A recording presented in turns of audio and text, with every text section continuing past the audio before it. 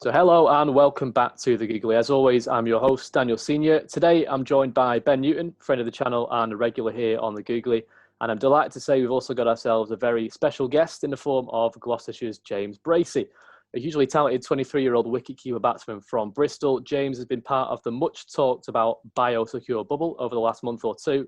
So I'm sure he'll be able to give us a bit of an insight into what it's like being an international cricketer during a global pandemic, amongst other things. James, really appreciate you taking some time to talk to us out of what I'm sure is a very busy schedule. Firstly, how are things with you? Yeah, mate, all good here. Just usual day, really. Bit of training, bit of chilling out. So just preparing ourselves for the game starting on Friday. So yeah, it's been a good day. Thanks for having us. No worries. I'm sure the mood in the camp is much better now this week than it was probably last week driving up to Old Trafford. Yeah, I think there was a bit of a disappointment around the camp, obviously after the first test. Obviously going into this week, having a really good performance and some obviously standout individual performances gives us a lot of confidence as a group. So hopefully go into the third test with some momentum and do a similar thing starting on Friday and take the series. So what's the feeling around the squad? Are they confident? I know there's going to be some weather issues around, isn't there, that might prevent some play probably Friday, Saturday, but the squad's still confident of getting the job done maybe inside 3.5, 4 days? Yeah, no, definitely. I think obviously we did it in inside 4 days this week. And yeah, it's good to obviously have a lot of lads performing. Bit of competition for places, especially amongst the bowlers. So with a lot of lads firing, we're hoping we're in a good position to take the third test. Obviously batted really well this week. Hoping to do similar things and get ourselves a series win to start the summer. So obviously, I imagine it's been a bit of a crazy few weeks for you probably since that 55-man squad was announced. Just take us through the whole process, what's been going on since you got that call and how did that call come about? Yeah, so just sort of, obviously like every cricketer waiting around for sort of the resumption of county cricket. Got a call from the performance director, Mo Bobat from the ECB, just sort of explaining how they were going to go about returning to international cricket. They wanted me to be a part of that. Obviously, didn't give any sort of specific news on formats and how they were going to do the squads, but to get back into training, which was obviously brilliant after a good season last season, good winter. And then a few weeks training, and then got the call a few days before the bubble got together, and Ed Smith just sort of explained the size of the squad and the fact that I was in that. Obviously, slightly unexpected. I didn't realise sort of how big the squad was going to be. It was great to be sort of in the same position as the likes of the big stars, the World Cup winners, the Ashes winners. Really good to be around them for a long period. So, yeah, and then just came in and gone about my business quietly whilst sort of obviously the lads have been playing. Was it something you expected, that call up? Or was it something, I know you've obviously been sowing the seeds, haven't you, over the winter? You've had a bit of recognition with the Lions on that spin tour and then tour to Australia. Was it something you expected maybe with this squad? No, you obviously have your own individual goals. Obviously, I was aiming to be knocking down on the door of the international side. I wouldn't have expected it to come so soon, but obviously with the circumstances, things aren't as expected. I was hoping to obviously go back to Gloucester, score a lot of Champo runs and then put myself in the hat that way. Obviously, it's come about earlier and in a different way to how I expected, but it's great to have had that recognition and that opportunity to mix with the big boys. So how have you found it moving into that environment? Has it been a bit daunting, even though you've sort of known other people from presumably other experiences?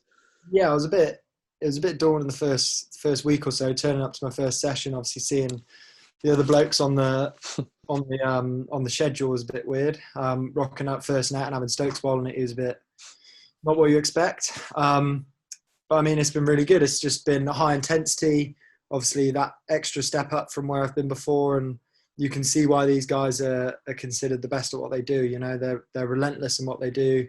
Their practice is so specific, precise, and they know exactly what they want to get out of every session. So, been able to learn a lot, not just from the coaches, but from all the other players I've been mixing with. Sort of obviously some challenging nets as well as beneficial ones. The surfaces at Hampshire were quite spicy, so put us in a good place going into those first games.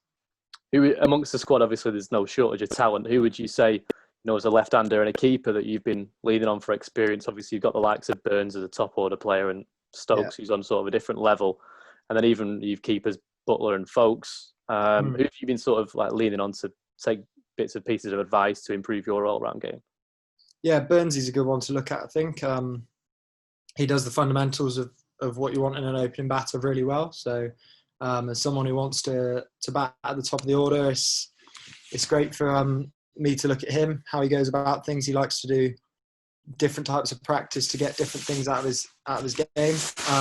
Not left-handed, but I've been really fascinated by the way route practices.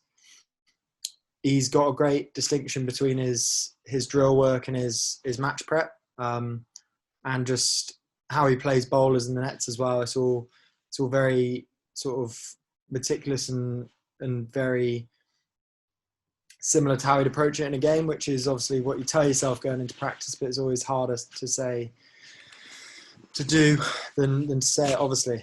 Keeping wise, I was really excited to work with Folkes. Obviously got a reputation as one of the best glovemen in the world, let alone sort of county cricketers. So to see how he goes about things, and he really is next level. He's got really good ideas and really good fundamentals. So haven't worked a huge amount with Joss on his keeping. Obviously, he goes about his business, gets his prep done, and it tends to be me and Folkes work around him, really. So I've worked more with Ben, and it's been really, really good for me. Obviously, you're doing something right because you've been part of the squad to start with from 55 and then down to 30 and 22 as it just keeps getting cut. How have you've obviously been doing something right, but how good do you feel in your prep yourself and the performances you're putting in front of, the higher ranks when you've been given the opportunity? I feel like I've done as much, if not more, than I would have expected of myself. I've been really happy with how I'm hitting the ball. I've been really happy with sort of how I've been catching and the learnings I've been able to take and develop my keeping again. I feel like I'm in a position within myself that I feel like I'm ready to play Test cricket, which is a really nice confidence booster. I feel like if I was to be put out there on Friday, I could do a good job for the team, whether that's with the gloves, batting in the middle order, batting at the top. I don't really know how that'd look, but I feel like I'm prepared and I'm ready to go whenever or if I'm ever called upon. And obviously those runs in that intra-squad warm-up game must have just made it so much easier, taking all the pressure off you as well to perform in that squad game.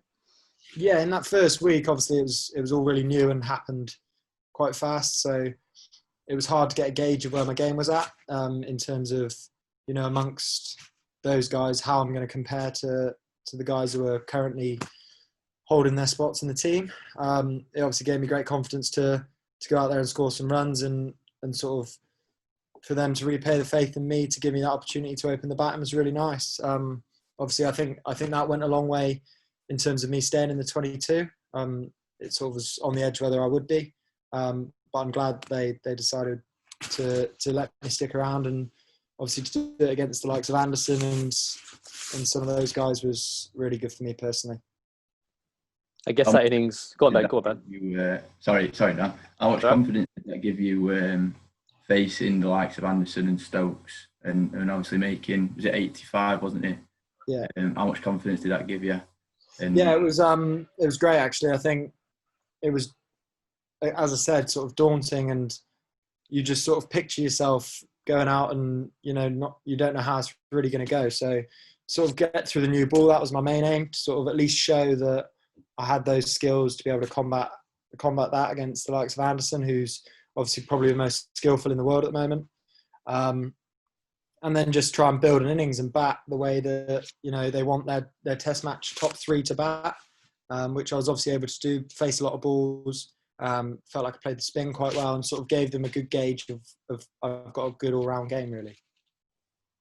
And I guess that innings sort of gave you a bit of notoriety as well, didn't it? A bit of recognition. Like obviously you're doing well in the championship, but the difference between the championship coverage and the England coverage is like worlds apart, isn't it? So it must be a bit strange to sort of get so much attention drawn to you, and I'm sure you've had no shortage of interviews and stuff like this being going on completely different to what in 2019 would have happened.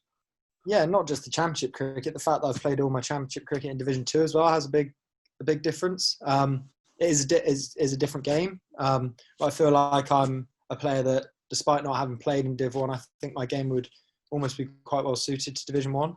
I'm hoping that at some point I'll get to show that and give me a chance to prove myself at that next level. But yeah, exactly. I think a lot of people going into that game, seeing my name opening the batting, wouldn't have really known what I was about. Obviously, playing for the Lions over the winter, there'd have been a little bit of coverage, but I was playing as a keeper batting at number 6. So again, different surroundings, but it's nice to showcase a range of skills and get the opportunity to show people that, you know, I'm looking to push into the team in the top 3, as well as that option with the gloves as well.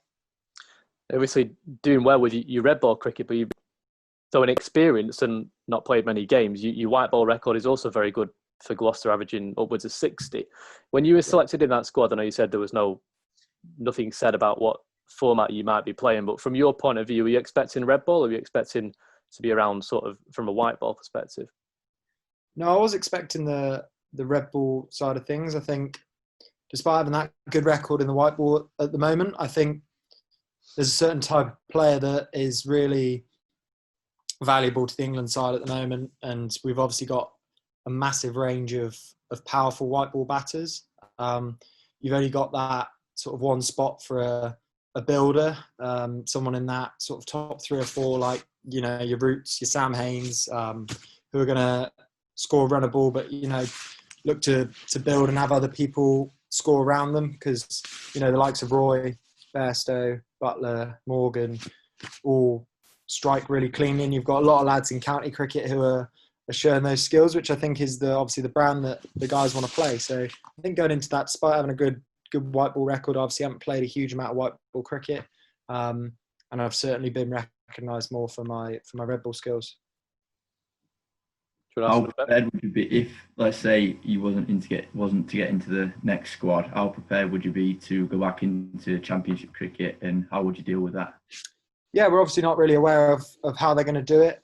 Whether, you know, COVID guidelines get lifted and, you know, guys get cut and taken back to county cricket with it. We don't really know what that looks like at the moment. So yeah, I'm just really excited to play some cricket, really. I think the best way to, you know, push my case for a test spot is to score runs, whether that's you can't score runs in the nets, as great as it is training around here, and as much as I want to be around the squad for as long as possible, if it means me going back to county cricket and having to perform there, then obviously I'm excited to do that, get back with the Gloss boys and get some good practice going into what's going to be the Championship in 2021.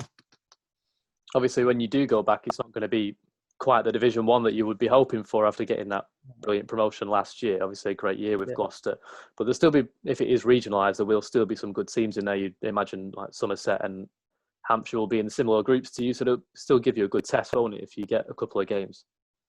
Yeah, definitely. And I think even though, you know, it's not the Division 1 we wanted, I think because it's regionalised, there's going to be coverage everywhere and everyone's going to be looking at every game, I think. So, get to play the likes of, you know, Warwickshire or Somerset, maybe Hampshire. So there's going to be some good tests. I think, you know, any runs are just runs, I think, is a currency. So as many runs as I can score, whoever it's against, I know that'll go a long way to push my case. So let's take it. Go on, Ben. Sorry. Obviously, after the red ball stuff, there's been announced that there's going to be some T20 stuff. Is that something that you're looking forward to and something that you want to progress in?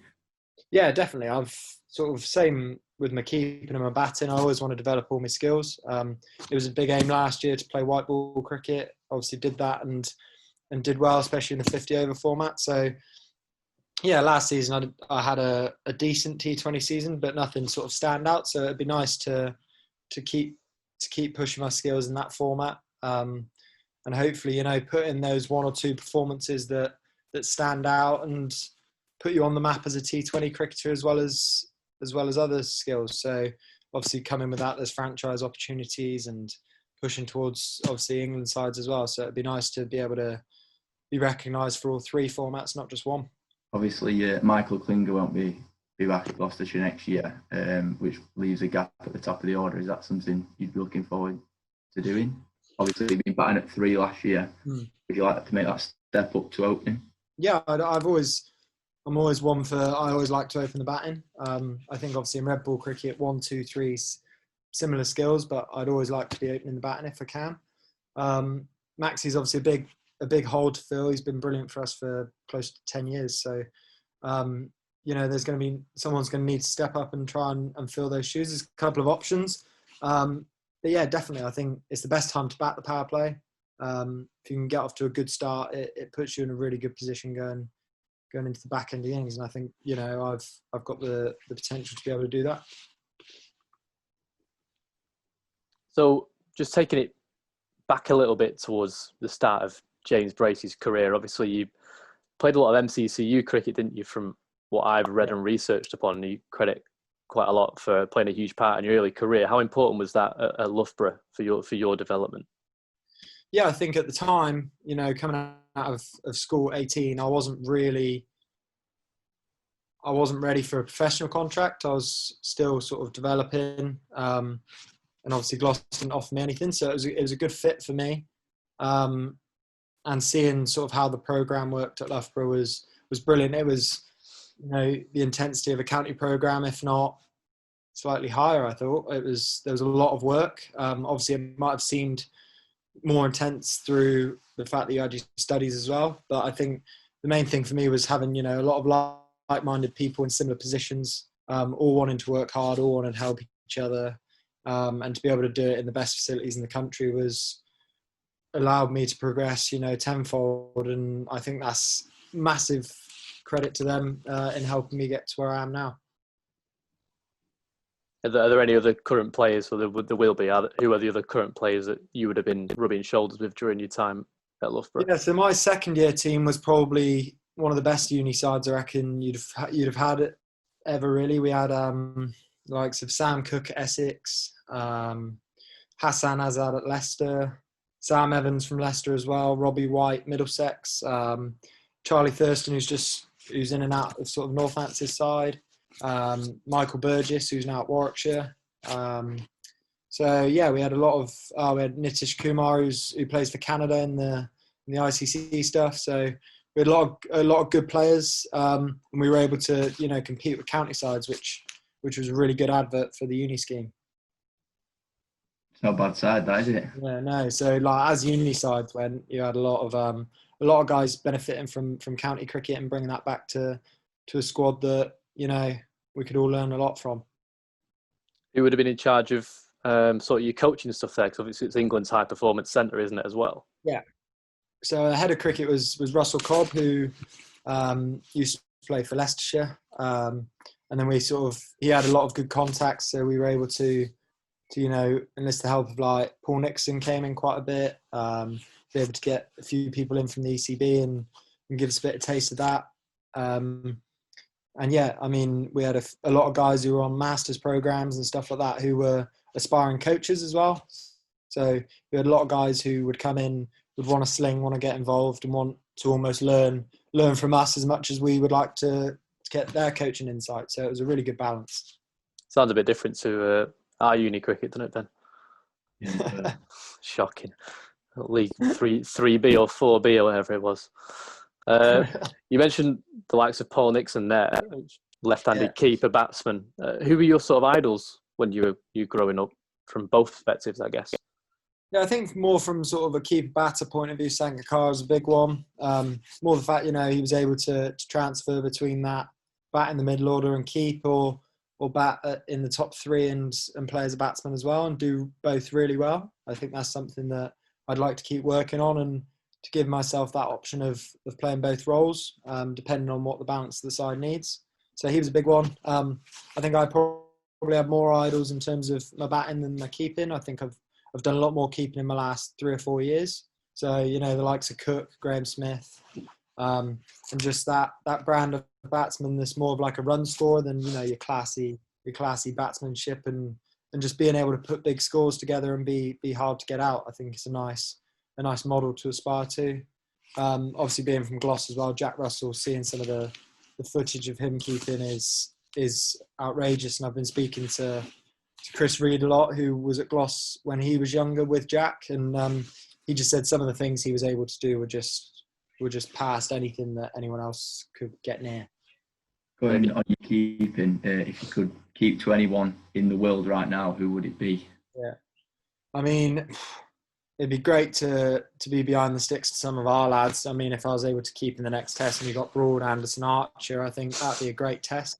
3 very different bowlers, and you got to be ready for completely different deliveries to come down. Anderson, who's more conventional going away, and you've got Broad, who runs them back, but can also go that way, and Archer, who's just able to do anything depending on what mood he's in. He can do anything with it. So yeah, I think it would be nice to keep someone really quick. I feel like that's something I haven't really done. Someone bowling 95 mile an hour and seeing how that does impact you, and that feeling of being 40 yards back, I think is something that'd be quite different. I'm intrigued because how difficult is it to keep in England? Obviously, when you're watching on the TV, or even if you're watching from the stands, it's just ball comes through, keeper takes it. But we saw in the second test, Darrich was having a bit of trouble with the wobble seam after the bat. Yeah. And then even Joss himself was struggling a couple of times. How difficult is it when those clouds come over? Yeah, it is. And I think that's we're really lucky to have grown up with it. So it hasn't ever seemed like that much of an issue. It's something that you obviously practice a lot. And since coming into the ECB programs, it's something that they're really keen for you to keep working on, using the machine and getting it to wobble. Yeah, it is tough, and I think I noticed that a lot more going over to Australia this winter and keeping. It is easier, but I think it's almost a double-edged sword. You got to then ensure that you don't get lazy. A couple of balls do still misbehave over there, and if you do come across some difficult wickets, it can obviously be similar. But yeah, I think we are lucky to have grown up with it, because as a foreign keeper coming over here, and having to get used to it like that, I can imagine it's very, very difficult. So in terms of where you're at now, you're obviously still in the squad, third test squad to be announced probably tomorrow. Yeah. What sort of group of players would you class yourself with at the moment? Like, how far off do you think you are? Obviously, you're playing very well. Where would you see yourself in terms of the side, if you could group yourself with anyone else, with like Sibley or Crawley and that? Yeah, so obviously, I think in the last couple of years, they've been trying to find, since Cook retired, a top 3 that's pretty solid, and they're trying to find lads to bat that way and be a good opener or a good number 3. So I think obviously with Zach, Sibbers and Burns going, all showing good stuff at the moment, I think it's going to be tough. But again, they're all in the early stages of their test career, so I still think there's options for me to get in there.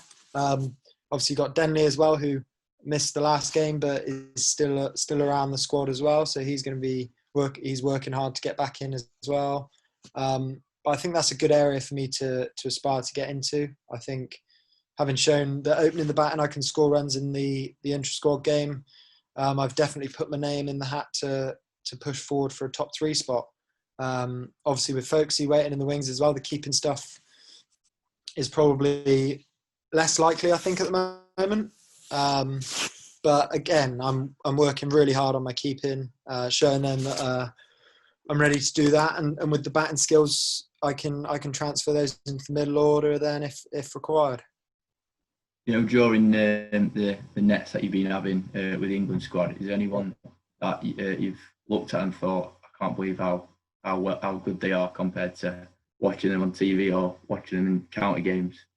Yeah, I think at the moment, I think Stokes is obviously the one, but I think he's just a different level to anyone I've ever witnessed. It's just outrageous, some of the stuff he does, even in the nets. But it's surprising in the nets. He breaks everything down. He's very sort of specific, does a lot of drills, a lot of specific underarm work and that sort of stuff. So there's a reason why he's doing so well. He's working really, really hard.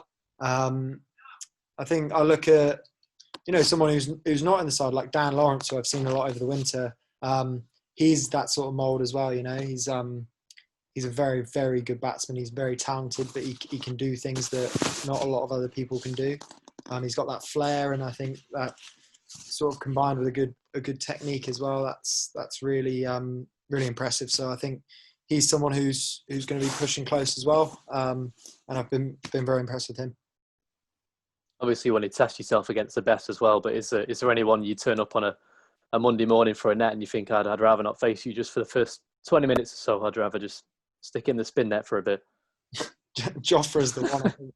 Today, obviously, everything that's gone on, he's really excited to be back in training and pushing for the third test. So we all sort of sat at lunch and we were like, we reckon he's going to bowl quite quick today. So see, I think it was Burns who had to go in and face him first up, and he said I was on the other field, but the lads just came back over and just said he is bowling absolute rockets in there.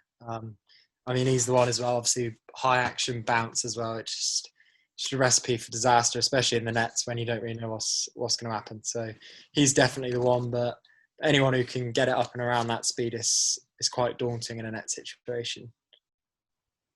So talk us through the day, sort of a day of the life in yourself at the moment in this bio bubble. What's going on? Because there obviously must be so many procedures to follow, and it must be all very regimented and strict.